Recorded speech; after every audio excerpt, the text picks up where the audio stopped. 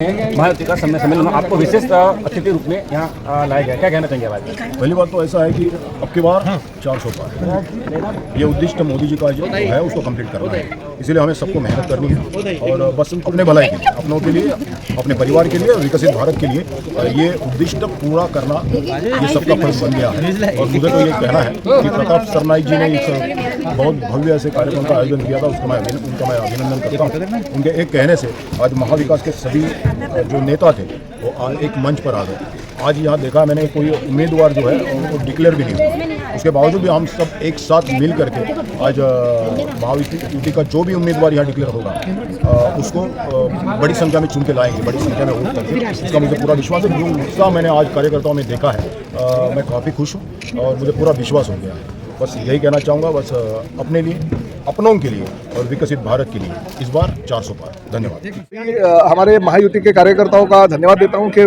24 घंटे पहले उनको मैसेज दिया गया और उस मैसेज के माध्यम से सभी लोग इतनी बड़ी संख्या पे आए। आप देख रहे हो कि पूरा लता मंगेशकर नाट्यगृह नीचे ऊपर फुल भर के लोग नीचे बैठे हुए, ये परिस्थिति है। तो लोग इंतजार कर रहे हैं कि ये हमारे ठाणे लोकसभा का कभी इलेक्शन आता है और कभी हम वोटिंग के लिए उतरते हैं और हमारा जो उम्मीदवार, जो भी महायुति का उम्मीदवार होगा वो कब फाइनल होगा। भले जो भी उम्मीदवार हो, हम ये नहीं कहते कि हमें उम्मीदवारी मिलनी चाहिए, उसे मिलनी चाहिए, तीसरे किसी को। हम तो यही नज़र में रखते हैं कि हमारा उम्मीदवार जो है आदरणीय पंतप्रधान नरेंद्र मोदी जी है और हमारा जो पार्टी है वो महायुति की पार्टी है।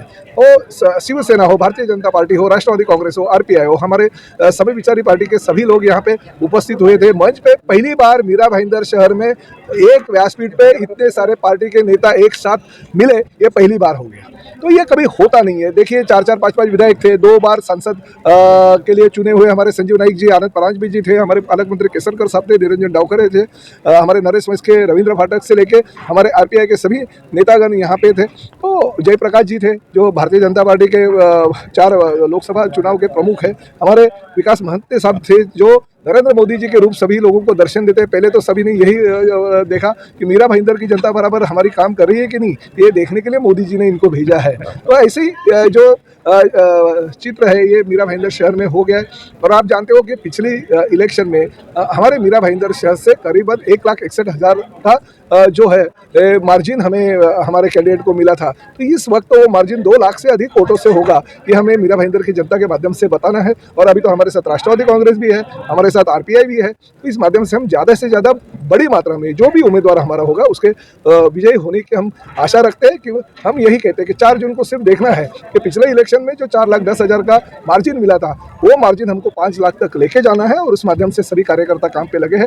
हम ये नहीं कहते कि इसी कैंडिडेट को फाइनल करो। हम यही कहना चाहते हैं कि जो भी होगा महायुति का उम्मीदवार होगा आदरणीय नरेंद्र मोदी जी को पंतप्रधान तीसरी बार देखने के लिए, ये हमारे जो कार्यकर्ता तरस रहा है उसका दिल का उम्मीदवार होगा। और निश्चित रूप से जल्दी जल्दी हमारे मुख्यमंत्री एकनाथ शिंदे साहब, उप मुख्यमंत्री देवेंद्र जी फडणवीस और उप मुख्यमंत्री अजित पवार साहब और हमारे रामदास जी आठवले जो केंद्रीय मंत्री है, उनके माध्यम से उम्मीदवार डिक्लेयर किया जाएगा। क्या रहेगी?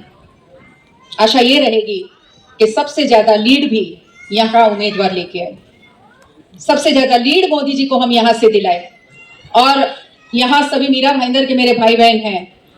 हम निरंजन जी आपको विश्वास दिलाते हैं कि आपने बहुत अच्छा कहा कि मीरा भाईंदर सबसे आगे रहेगा, बिल्कुल सबसे आगे रहेगा। और इसलिए आगे रहेगा कि यहाँ मोदी जी को मानने वाला एक बहुत बड़ा वर्ग है। और जब बात मोदी जी की आती है तो अपने मन में जो भी मतभेद हो वो भुलाने वाला यहाँ एक वर्ग है। हम जब बात मोदी जी की करते हैं तो हम भूल जाते हैं, हम सब गुटबाजी भूल जाते हैं और हम मिलके सिर्फ और सिर्फ मोदी जी के लिए काम करते हैं। ये आज के प्रेजेंस ने यहाँ बता दिया है। कोई किसी गट का नहीं, आज यहाँ आने वाला प्रत्येक हमारा कार्यकर्ता सिर्फ और सिर्फ जैसे अर्जुन को मछली की आंख दिख रही थी वैसे यहाँ के सभी कार्यकर्ता को लोकसभा की सीट दिख रही है और उसे तो हम भेद के ही रहेंगे। ये शपथ आज कार्यकर्ता लेके यहाँ से जाए। आज से महायुति के मेरे सभी कार्यकर्ता ये कहना ही छोड़ दे कि हम इस पार्टी से हैं।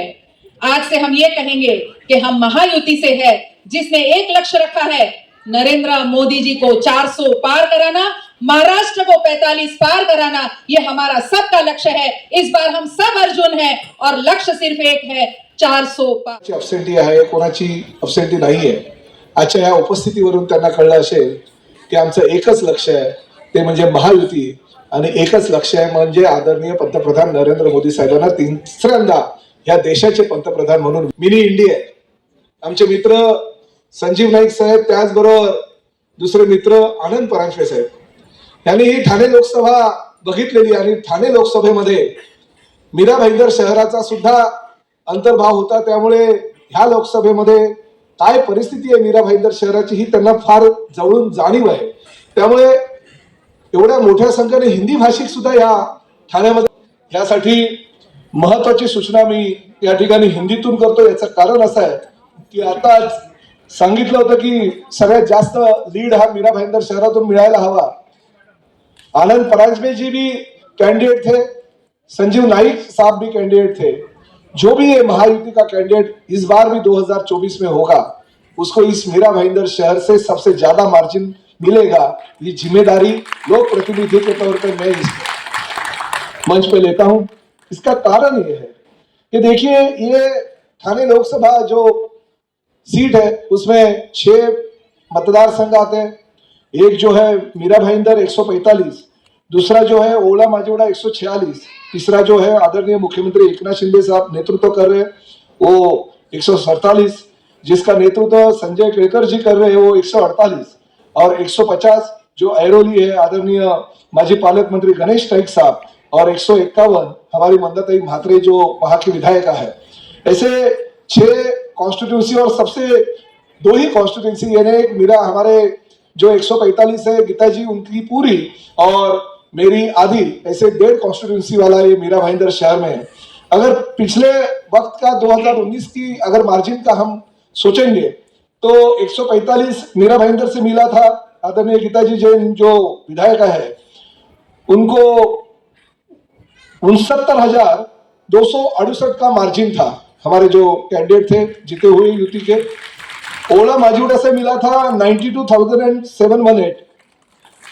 जिस वक्त ये मार्जिन मिला था मीरा भाईंदर 145 पे उस वक्त हमारे दूसरे मित्र जो आज किसी कारण आ नहीं पाए नरेंद्र मेहता जी नेतृत्व कर रहे थे. उस वक्त हमारे कोपरी पाचमखाड़ी जो शिंदे साहब का मतदार संघ है वहां से मिला था 81,339 का मार्जिन. हमारे संजय जी केलकर जो के थाने का नेतृत्व करते हैं उनके कॉन्स्टिट्यूंसी में मिला था 83,108 मार्जिन. हमारे ऐरोली से मिला था 44,363 का मार्जिन और बेलापुर से मिला था 39,724 यानी 39,744 का मार्जिन. इस तरह से 4,10,000 का मार्जिन महायुति के उम्मीदवार को पिछले वक्त मिला था. और मुझे फख्र से मैं कहता हूं कि हमारे ये दोनों कॉन्स्टिट्यूंसी से बहुत ही अच्छा मार्जिन हमारे उम्मीदवार को मिला था. आपल्या देशाच्या अस्मितेची आहे. कारण आपण वारंवार बघितलं की तुकडे तुकडे गँग हे प्रत्येक वेळेस आपल्या देशाची नामुष्की कुठे होईल याचा एक प्रयत्न प्रत्येक व्यासपीठावरनं प्रत्येक मंचावरनं करत असतात. आणि माननीय मोदीजींच्या माध्यमाने आपल्या देशाचं नाव किती मोठं करता येईल, किती त्याला उंचावता येईल हा एक प्रयत्न सातत्याने होत असतो. बाबासाहेब आंबेडकरांचा आजची मीटिंग खरोखर दृष्ट लागण्यासारखी मीटिंग आहे. एवढ्या नेत्यांना एका वेळेला व्यासपीठावर मी कधीही बघितलेलं नाही आहे. आणि त्याच्यामुळे मी खरं तर शिर्डीला गेलेलो होतो. पहाटे 4ला पोहोचलो शिर्डीला. साईबांचे आशीर्वाद घेतले आणि थेट इथे येत असताना मला वाटेत फोन आला. आपल्या पालकमंत्री महोदयांचा फोन आला आणि मुख्यमंत्री कार्यालयामधून निरोप आला की मीरा भाईंदरला जायचे. कारण मुख्यमंत्री महोदयांचं अतिशय आवडीचं ठिकाण कुठलं असेल तर ते मीरा भाईंदर आहे. आणि त्याच्यामुळे जास्तीत जास्त निधी सुद्धा ते या शहरालाच देत असतात. आपल्याला मला मुद्दाम सांगायचं आहे की या महाराष्ट्राचं नेतृत्व हे अतिशय मजबूत अशा ठाण्याच्या सुपुत्रांकडे आहे, आदरणीय एकनाथजी शिंदे साहेबांकडे. महाराष्ट्राचे दुसरे सुपुत्र आदरणीय देवेंद्रजी फडणवीस साहेब ज्यांनी महाराष्ट्राच्या विकासाला मुख्यमंत्री असताना प्रचंड गती दिली ते आदरणीय देवेंद्रजी फडणवीस आज महाराष्ट्राचं नेतृत्व करतायत. राष्ट्रवादी काँग्रेसचं अत्यंत कणखर असं नेतृत्व आदरणीय अजित पवारजी हे आज नेतृत्व करतायत. आणि महाराष्ट्राचे लाडके सुपुत्र आदरणीय रामदास आठवलेजी हे सुद्धा या ठिकाणी नेतृत्व करतात. त्याच्याचबरोबर जोगेंद्र कवाडी जी आहेत, इतर सर्व नेते आहेत. परंतु आपल्याला मी एकच गोष्ट सांगू इच्छितो ही महाराष्ट्राची पुढची पिढी आहे जी महाराष्ट्राला एका उंचीवर घेऊन जाणार आहे. आज कटकारस्थान काय चाललेलं आहे की कुठूनही अशा तऱ्हेची स्थिती महाराष्ट्रामध्ये निर्माण करायची की मोदीजींची लाट ही विकासाची लाट आहे आणि ही विकासाची लाट संपूर्ण भारतामध्ये सुरू आहे आणि लाटेला सोपवायचं असेल तर दुसरी लाट निर्माण करायला लागेल. म्हणून कुठली लाट निर्माण केली जाते ती सहानुभूतीची लाट.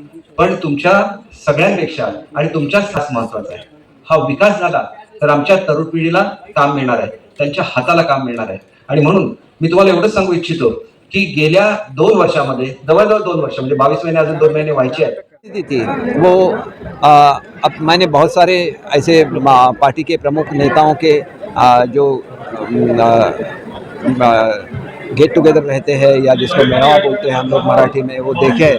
लेकिन ऐसा मैंने नहीं देखा कि इतने इंस्पायर होके लोग आ सकते हैं और महायुति की तरफ अपनी सॉलिडारिटी दिखाते हैं, इकट्ठा रहते हैं और एक साथ मोदी जी को ताकत देने की बात भी करते हैं. तो मुझे ये यकीन है कि ये मुख्यमंत्री जी का मतदार संघ है, तो इसमें सबसे ज़्यादा लीड पूरे महाराष्ट्र में इस कॉन्स्टिट्यूंसी में मिलेगा और इसके लिए मैंने कार्यकर्ताओं को पहले ही बधाई दी है. देखिए, हमने आज ही अनाउंस किया है कि मोदी साहब उम्मीदवार है, ऐसे ही समझ के सबको काम करना है. जो भी उम्मीदवार होगा वो आदरणीय फडणवीस जी, आदरणीय अजीत दादा जी और मुख्यमंत्री जी इकट्ठा मिलकर डिक्लेयर करेंगे और जो भी उम्मीदवार होगा वो महाराष्ट्र में सबसे ज़्यादा लीड लेके जीत के आएगा.